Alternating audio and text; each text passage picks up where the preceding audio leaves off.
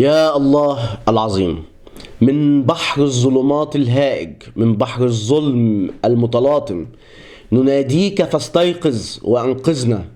هكذا يعني كما ترجم اليوم السامع مع بعض زيادة المترادفات من عند حضرتي. دعاء البابا فرانسيس رأس الكنيسة الكاثوليكية وأكبر طائفة دينية على كوكب الأرض، يعني الكاثوليك لوحدهم من الإخوة المسيحيين أكثر من عدد المسلمين، حتى إشعار آخر يعني. فهذا الدعاء قالوا حصلت بقى ملاسنات، واليوم السابع مشكور يعني شال الترجمة وعدل الترجمة لا تتركنا بدل لا استيقظ يا رب. وبدأ يحصل يعني ايه ملاسنات بين المسلمين وبين المسيحيين، وصراع شديد وتنابز بالألقاب ومش عارف ايه. انا بقول للطائفتين يا جماعة، الله ليس واحد، الله ليس واحدا. يعني طبعا ممكن واحد يقول ده مشرك، كلام مش مسألة شرك، مسألة غير. وإن كان الشرك كان برضه تصور للإله، أن الإله عائلة إلهية مش إله واحد، كان موجود عندنا لآلاف السنين في الأرض، في لغاية الآن في الهند من آلاف السنين، وكان أيضا في الديانة المصرية القديمة والديانة السومرية والبابلية والفينيقية والكنعانية والأمازيغية والرومانية واليونانية. العالم القديم كله قائم على تعدد الآلهة، حتى ظهرت بدعة التوحيد بالنسبة لأديان القائمة على التعددية الإلهية. والآلهة دي كانت بتتزاوج، والآلهة دي كانت يعني، وكان الإنسان يعني الناس كانوا ما كانوش عبط، ما كانوش مخبلين ولا هبلان ولا مجانين، الناس اللي كانت مؤمنة بآلهة بهذه الأوصاف، وكان العقل بيقول كده. ولما جاء العهد القديم، العهد القديم هو منزلة بين المنزلتين، يعني بين العهد الجديد اللي هي المسيحية وبين الإسلام.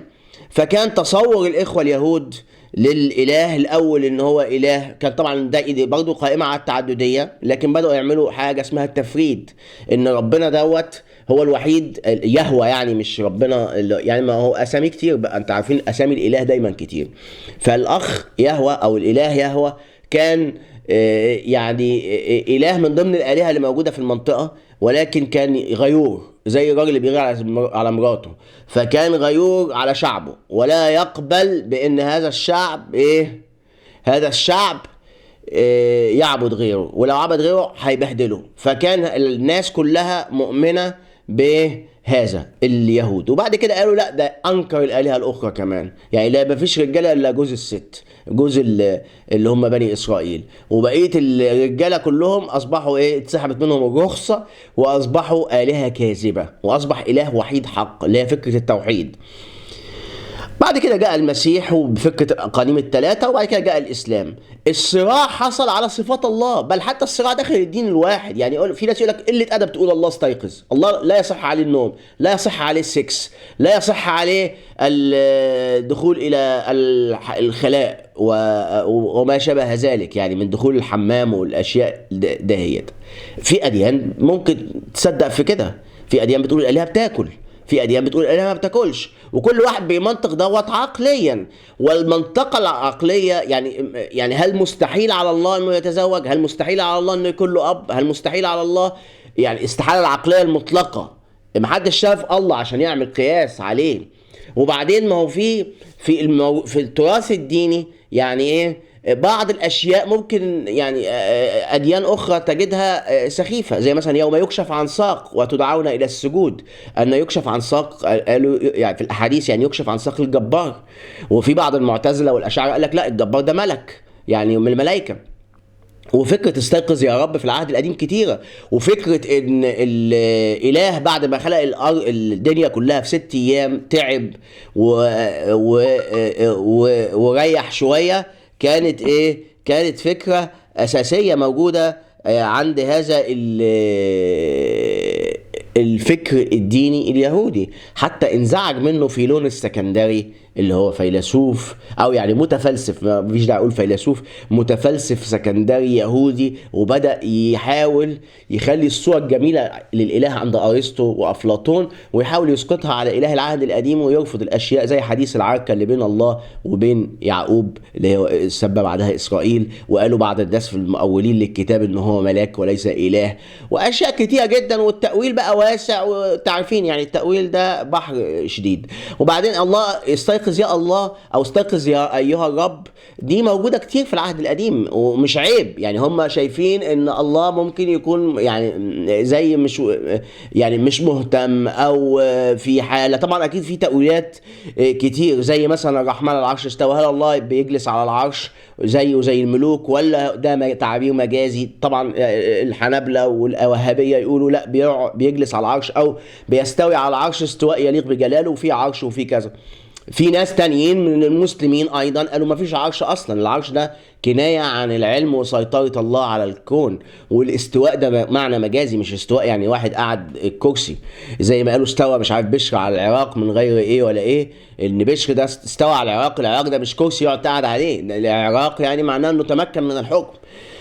فالفكرة الصراع بين المتدينين على الله وصفاته داخل الدين الواحد وداخل الأديان لا تستحق ان احنا نكسر بعض كبشر من اجل هذه الصراعات الفارغة من وجهة نظري.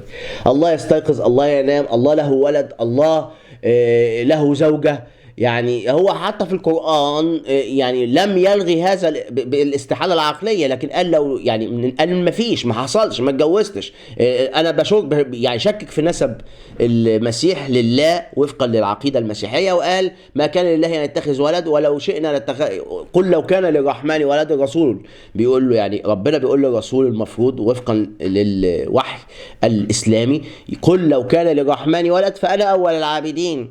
يعني فالفكرة ان في ولد للرحمن يعني ايه, الالهة كلها كانت بتخلف زمان، هو الاله لما بقى واحد اصبح طبعا مش معقولة يبقى له زوجة وله اولاد وكده، العيلة كلها طارت وتم استنكار الهيتها، واصبح الاله هو الاله الاكبر فقط في انساق الاديان القديمة اللي هي انساق ذات الطبيعة الالوهية الهرمية، مش اللي هي الطبيعة السواسية. الآلهة سواسية في القوة، في آلهة كده بيبقى كده هرم من الآلهة عليه راسه واحد أو اتنين، وفي بيبقى آلهة كده يعني متساويين زي مثلا أعضاء البرلمان في دولة ديمقراطية.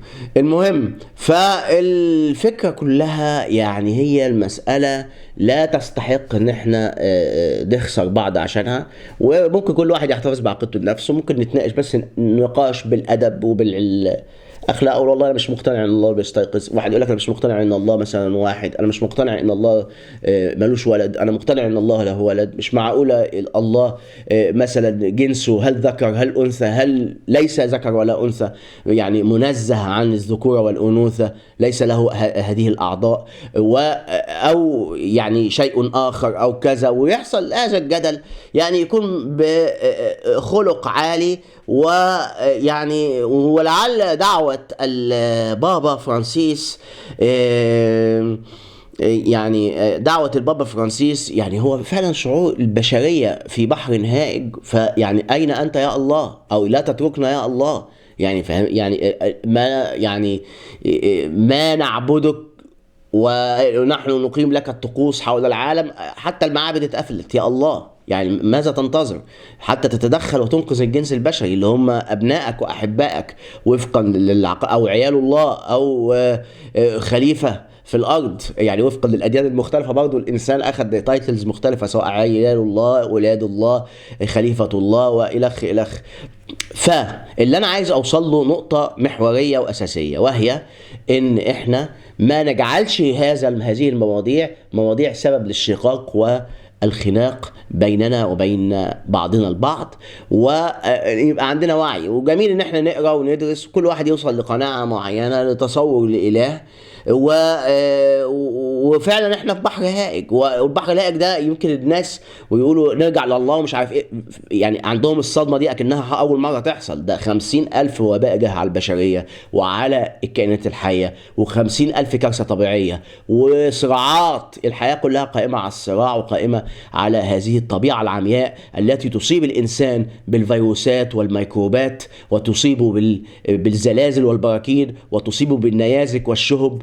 والعملية ايه؟ ونحن فعلا في بحر هائج. انا احيي البابا فرانسيس على هذا التعبير، وانادي الله يعني اسلاميا هقول لا تتركنا يا الله، مسيحيا ويهوديا اقول استيقظ يا الله، وفي الاديان الاخرى يعني افعل ما يفعلون حتى يعني ينقذ الله البشرية. ولا يستخدم الله أن يكون رئيس لأحد هذه العصابات وضد باقي الجنس البشري، كما يتخيل بعض السذج. يتخيلوا أن الله ده قطاع خاص ملاكي يعني عندهم، وليس له شأن بالجنس البشري وباقي الجنس البشري. وأشكركم شكرا جزيلا.